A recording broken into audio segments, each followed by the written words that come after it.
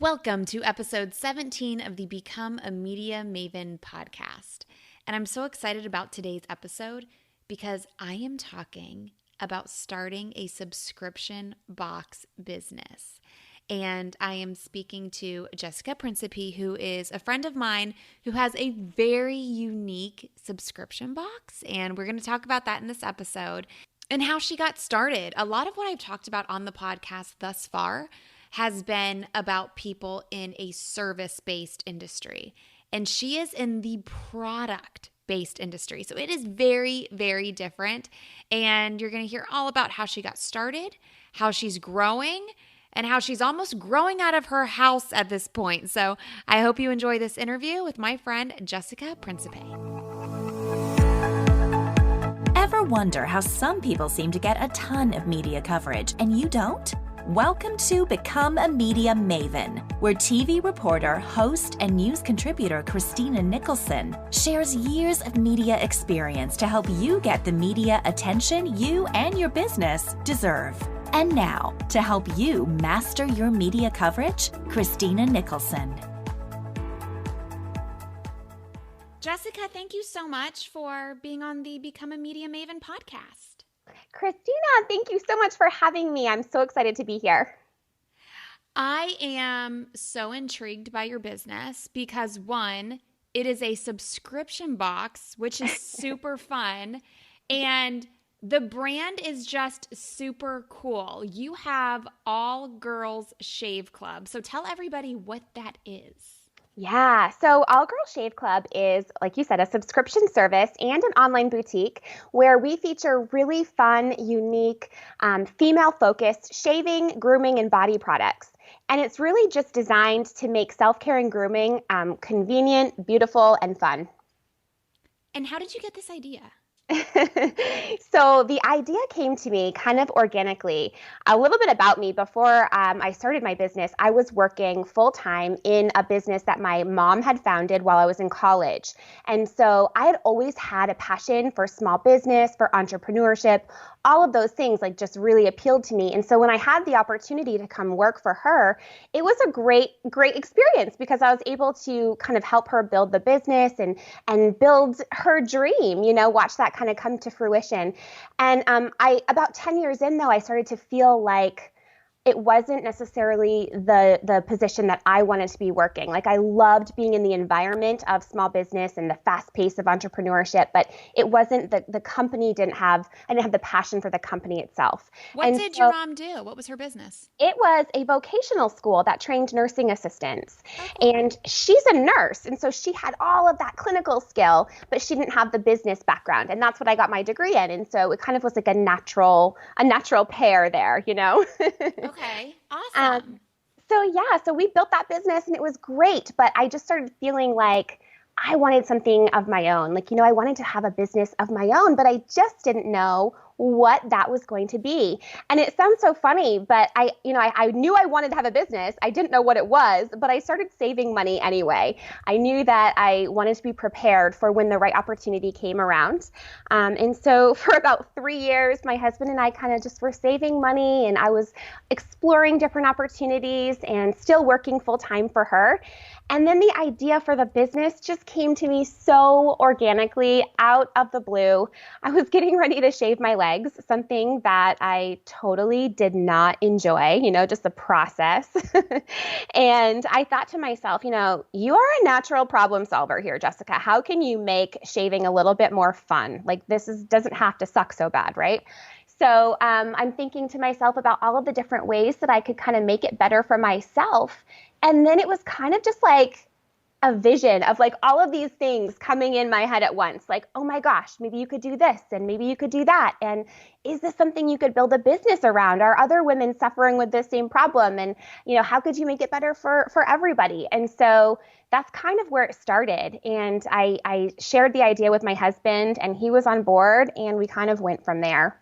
Okay, I have a couple of questions about that. Yeah. One, how long ago was this? So the idea came to me in about May of 2016. Oh, so not too long ago. No, my business is still very new. We are only in our second year right now. Okay.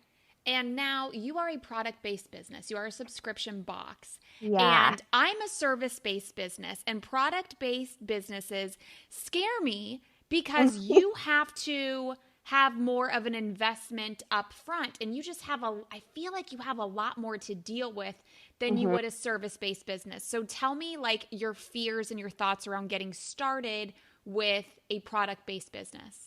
For sure. So that was definitely a fear of mine too, because, working for my mom's company, that was a service-based business. It was education. So we didn't have a whole lot of overhead, and I didn't have any experience in product-based business, in e-commerce, in subscription commerce. This was completely new for me. Zero experience. I can't stress that enough. And so it was very scary. But what I learned is, we can I can research for days, and all of the information that you need about anything. You can literally do anything because all of the information is available to us with Wi-Fi. So if you don't have Wi-Fi, go to the library. Your library has Wi-Fi, but you can literally have access to any of the information that you need to start any type of business. But of course, there was a lot of fear around it because it was so new for me. So I just kind of treaded very carefully, and I was cautious in the decisions that I made. And I ran a pre-launch before I launched the business to really test product market fit before I invested a ton of money into it. Okay, so how did you do the pre-launch? How did that work? So basically so it was about 6 months or so of research, just kind of developing my idea, developing the concept, how I wanted the business to look and take shape and all of that. And then that's when I started pre-launch. And basically what I put together was just a basic landing page. It kind of talked about what All Girl Shape Club was, the products, the service, the subscription, all of the different things that they could experience or expect to experience with All Girl Shape Club. And it left the opportunity for them to leave their email address if they were interested. So I didn't sell anything. I didn't ask them to follow me on social media. It was literally just to collect email addresses. And then once I had email addresses, I was able to nurture those people and find out, what are they looking for? Do they like these different products that I have in mind, or were they thinking something different? It just gave me kind of like a gold mine of information of customers, potential customers, so that I could really shape my business to be exactly what they're looking for and hopefully even exceed their expectations. And also it helped to kind of like create a sense of a relationship, like that know, like, and trust factor. They were kind of invested in my business because they were with me from the beginning, So when we did launch, I had that audience that I was ready to launch to. Okay, I have 2 questions about that. Yeah. 1, how were you driving traffic to the landing page since you were starting from zero? And how long did you nurture those people? Great questions. So a lot of people think that they can't launch a product-based business without having, prior experience being a blogger or something like that, like already having an audience. I, again, was not an influencer. I was not a blogger. I didn't have a built-in audience. So I shared my landing page. First of all, I used a tool, a platform called Kickoff Labs, and they had a share feature built in.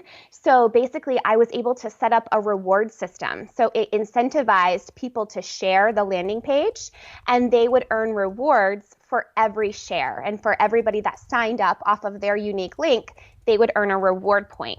And those points could be redeemed for coupons, for extra product, for their chance to win a free, I think it was 3-month subscription. There was a whole bunch of different levels. And so that helped to incentivize. And then I just started sharing it like organically within my network. So within my Facebook page, my Instagram page. And then I was also part of a moms group. So just a bunch of women who all had babies around the same time on Facebook. And, they were kind of invested in the business with me because they were there from the beginning. I would share, this is what I'm thinking of doing. And so when I launched my pre-launch, all of these women, there's like 500 women in the group, they all started sharing the page too, because they were excited for me and they were kind of like wanting to support me.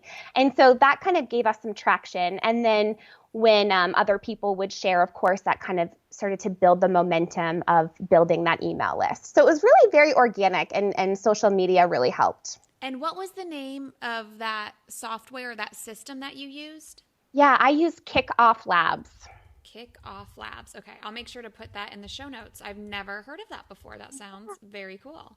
It's so easy, yes. And how long were you doing this before you actually went to launch? You had the nurture part. I guess you had the testing of your market.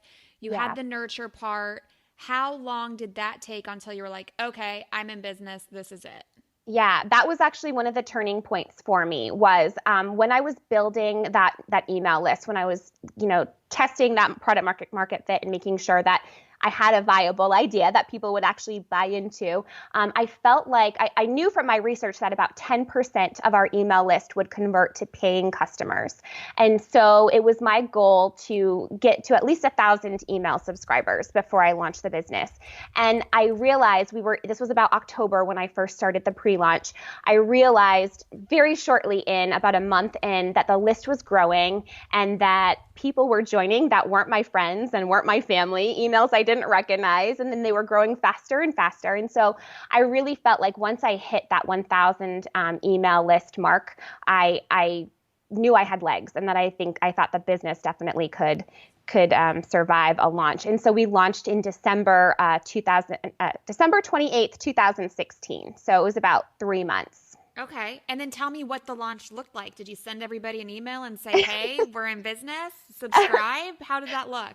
Pretty much, but in a little bit different fashion. Yeah, we got them really excited about the launch. We did a countdown, and so people were following us on social media, and we were driving traffic at that point then to our social media accounts, and we were doing a countdown. So every day for the 3 days leading up, it was 3, 2, 1, and then we granted our email subscribers early access to the launch, so they were able to purchase when we launched on the 28th, and then we opened it up to the public on January 1st. So they kind of got exclusive access, and we just did it all by email, and it was really successful. It definitely, my goal was to launch with 100 subscribers. I just wanted at least 100, and we definitely blew that out of the park. We gained way more than 100 within the first month. So it was really awesome. That's awesome. Okay. So tell me price points. How much is a subscription or a membership for how long? And what do people get? So we have a couple of different options, but by far our most popular option is our Discovery Products package. And basically that can come with or without razor blade replenishments.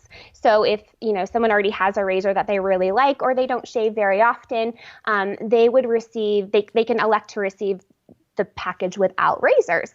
But basically, along with the razors, it comes with a jar of our whipped shave butter, which is our secret superstar product. It is amazing. It is. I have it. You do. I'm so glad you like it. It is like the best thing ever. It hydrates and nourishes your skin while you're shaving, so your legs don't feel like sticky or dry after you're done. I really love it. And it comes in a variety of scents. So they'll receive a jar of that every cycle, and our cycles are every 2 months. And then in addition, they receive 2 to 3 other unique female-focused shaving, grooming, or body products. So they change every cycle. So it's kind of like a surprise every cycle, but all things related to self-care and grooming. Very cool. Okay, so you launch at the end of 2016, kind of beginning of 2017, and you were nurturing people. So how are you continuing to not just keep people who are subscribing, but also get new people in? Is Kickoff Labs, I'm assuming you're not using that anymore.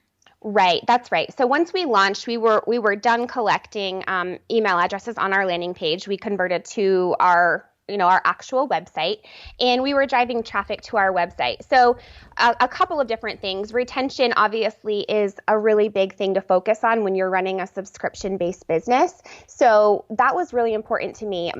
for me as a new business owner, as a new subscription owner, and as a new e-commerce owner, it was really important for me to build a firm foundation of my business before I focused really heavy on marketing. I wanted to make sure that I was really meeting the expectations, exceeding the expectations, and delighting my customers.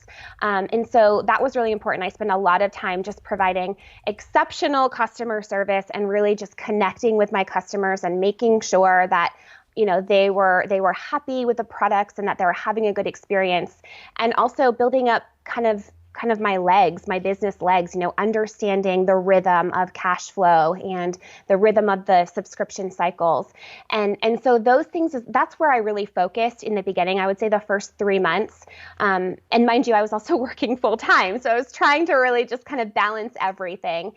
And then after I felt more confident in that, and that I was meeting the needs of my customers, and that, I felt like I had a good grasp on the rhythm of the business, that's when I started to kind of introduce more marketing in the form of a referral program and working with influencers. That's kind of what we did first. Okay.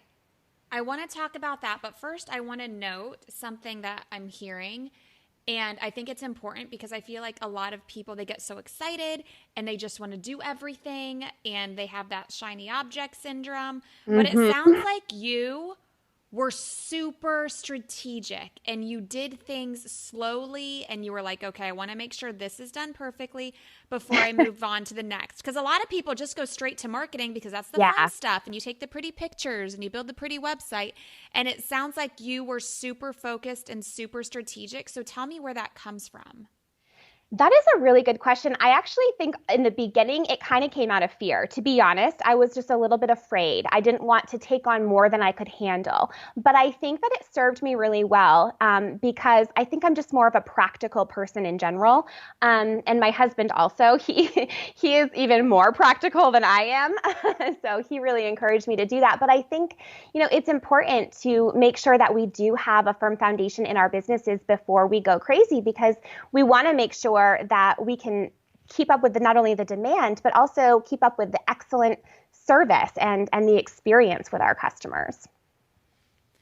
And did you ever feel the need to I just want to do this? Or were you ever in a rush? I mean, kind of talk about that, because I feel like a lot of people, they want to rush and they want to hit a certain amount by a certain time because it makes them feel special and they can post it on Instagram. And really, it's that's the only thing they care about. So tell me how you really maintained a strategic and more focused outlook so you could, I guess, be slow to grow. Yeah, I feel like that's actually important because it helped me to prepare for the scale. So, being able to focus on building up the processes and the systems and having all of those things in place, I was thinking of it as, if I can have all of these systems in place and I can have everything, really ready to go, when I'm ready to scale, the scale will be much easier for me.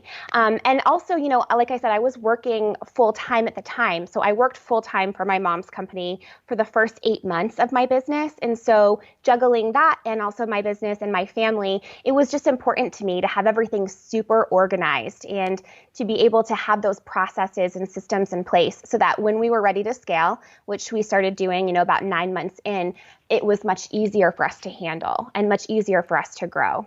Okay, I love that. I think that's super important for people to know, because so many times people want to go do the fun stuff. Yeah, it can be, when you see other people, especially doing the sort of similar things that you're doing, and they're, killing it, and you're like, oh my gosh, I should be doing that too. And it can really kind of take over your mind. But I think a firm foundation will always serve you well. Okay, this is super good information. Now, I have a question about the subscription box method. Why did you not just go to products? Why did you choose a subscription box? Ooh, that's a great question. I kind of liked I'm a subscription box junkie, I'll be honest. I subscribe to so many different boxes. And so I loved the novelty of getting something in the mail that I didn't really know what it was. It was kind of like a gift for myself, and I loved the experience of unboxing it and experiencing the new products and things like that. So that was important to me to incorporate into my subscription business. That's really where the idea came from. Now we have, people can just buy just razors or just shea butter, but I really wanted to pair the novelty of those really fun, unique products and the discovery of new brands and products with the replenishment. So that's kind of how I built the business. I like it. And it's easy because you don't have to leave your house. It just comes to you. It is. And isn't it fun to get mail that is just like exciting and fun to open? And it's so unique. Like, I feel like there's a lot of beauty subscription boxes. In the next episode, we're actually going to talk to a mutual friend, Julie Ball, who has a subscription box for female entrepreneurs. And yours is so niched. It is. And that's another thing too, is, I thought in the beginning I could cast a wide net and I could just reach anybody who shaves, but it's really not like that. I'm finding that you have to really niche down and focus on the women who've been shaving a long time, who are tired of it, who want to really incorporate self-care in their daily grooming routine. So I think the more niche we go, the better we are and the more success we can have. Okay, I first found out about you when Dana Malstaff and I were voxing, and she must have been shaving and voxing at the same time because she brought it up, and she was saying that she loves shaving now, and it's like such a fun experience. And I'm like, what are you talking about? And then I started getting angry because I was telling her my story of how I've had laser hair removal on my legs like a million times, but I still have to shave every once in a while because it doesn't get it all. And she goes, oh my gosh, you need to have Jessica's All-Girl Shave Club box sent to your house because she actually makes it like a fun, enjoyable process. That is so funny. She is so funny because, she had actually voxed me one time, and she had this concept that was just so funny, but it was so relatable and so true. She was like, I have to shave every single day because it sets the tone for my day. She's like, if I shave my legs, I feel really good and I feel really confident and I feel like I want to go to the gym and work out. And if I go to the gym and I work out, then I feel like I want to eat good foods and make good choices for my body. And she's like, and it just keeps going on and on. And I love that because, I agree that as women, we really do juggle a lot of things. And it's important for us to take a few minutes a day to just kind of nurture ourselves and enjoy a few moments of like intentional self-care, whatever that means for us. So this is a great way to be able to do that. Okay. Now, did you make any mistakes along the way? Of course. Any you care to share that were maybe good learning experiences for you? Oh, goodness. Let me think.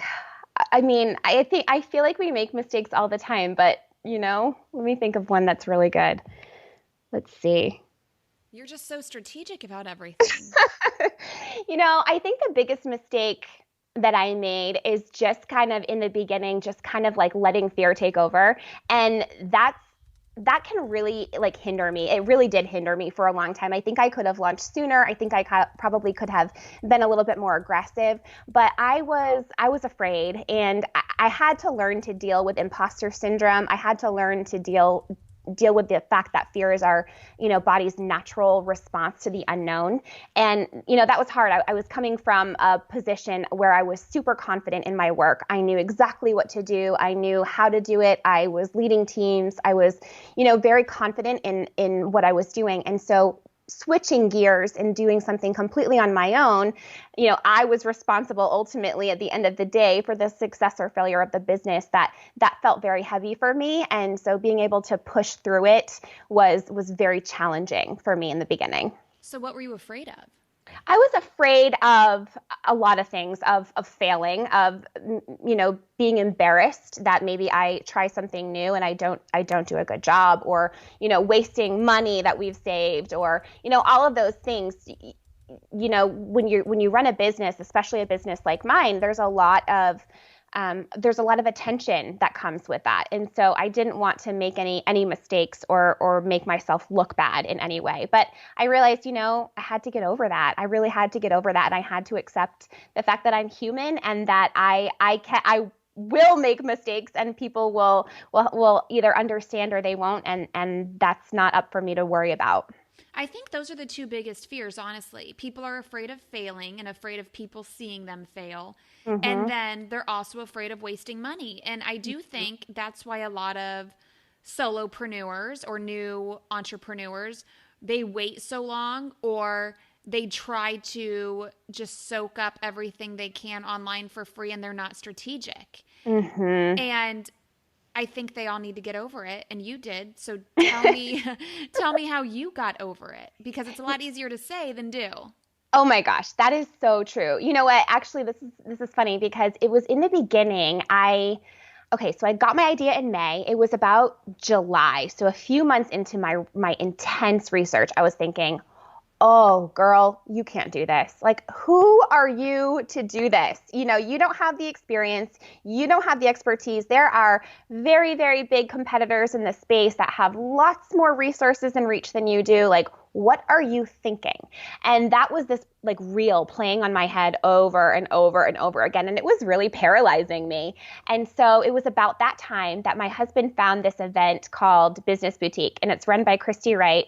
And I went down to her event in Nashville. He sent me there. He was like, you know what? You've got to stop this. You're driving me nuts, and we need to find a way to get you through this. So he sent me down to Nashville, and I attended her event, and it was like she was speaking directly to me. Like everything she was saying, she was talking about imposter syndrome. I didn't even know that was a thing. Like I didn't know that was an actual thing, but I just felt like I was kind of alone on my own island here dealing with it. But she talked about imposter syndrome and how, we all go through this, and fear is, like I said, our body's natural reaction to the unknown. And that, even if you have to do it afraid, you have to do it. You just have to push through. And so going to that event really was a turning point for me. I really left there really inspired, really on fire. And I felt like I had been given, confidence and permission to just push through, even if I had to do it afraid.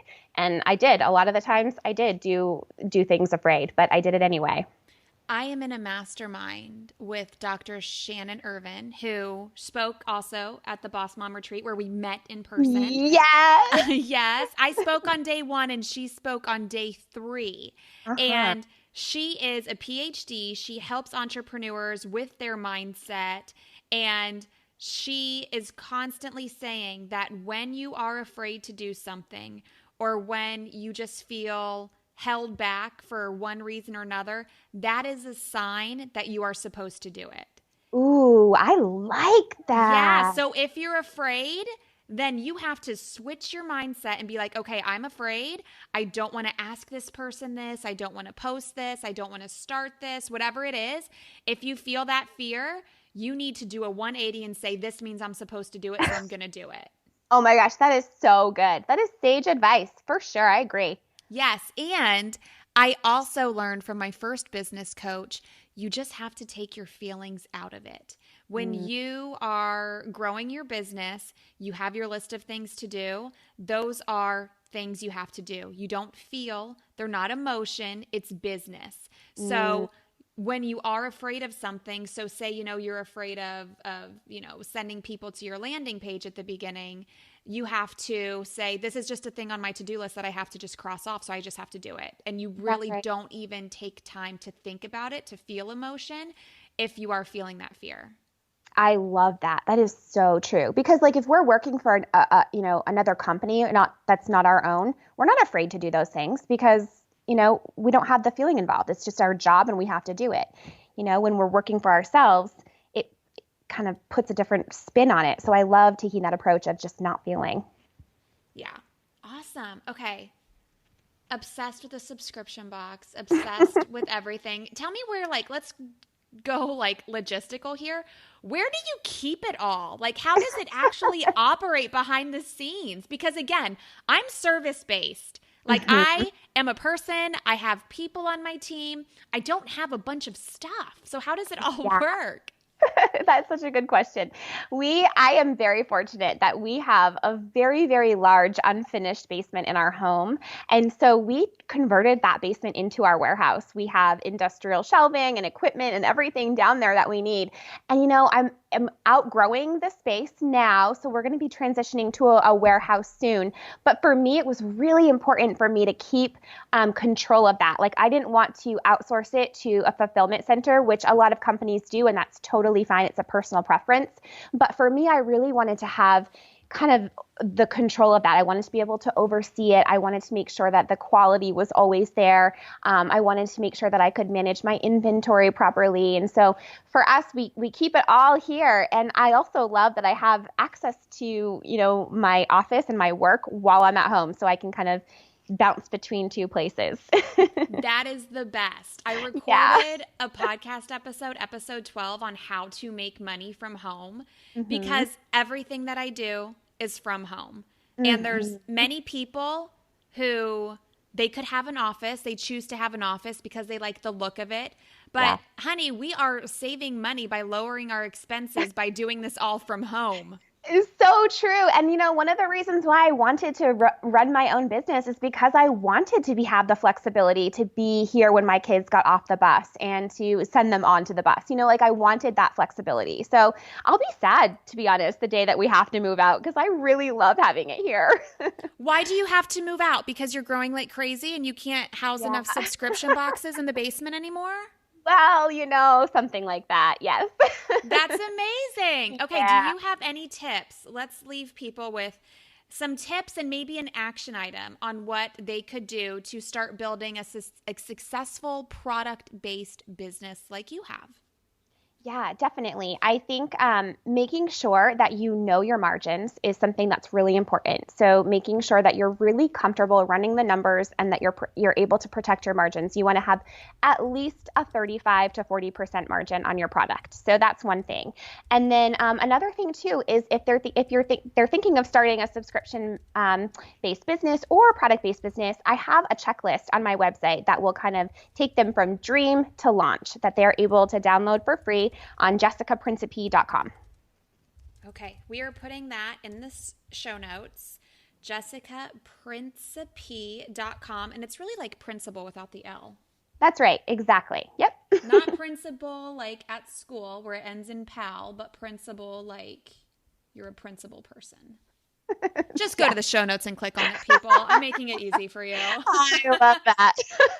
Thank you so much, Jessica. This has been awesome. And I purposely wanted to find out more about your business while we recorded the podcast. Most of my guests really up until this point, I've already known about them and their business. But you, obviously I know you. I knew you before I actually knew you in person, but I haven't gotten the total 411 and breakdown of your business, how it started and how it grew. And I wanted to learn on the podcast just like everybody else. So I really appreciate you sharing. You are so welcome. Thank you for having me. This was so much fun. No problem. Thank you. And if you want to find out more about Jessica and what she does or the All Girls Shave Club, don't miss the show notes. Make sure you check those out because I have everything linked there.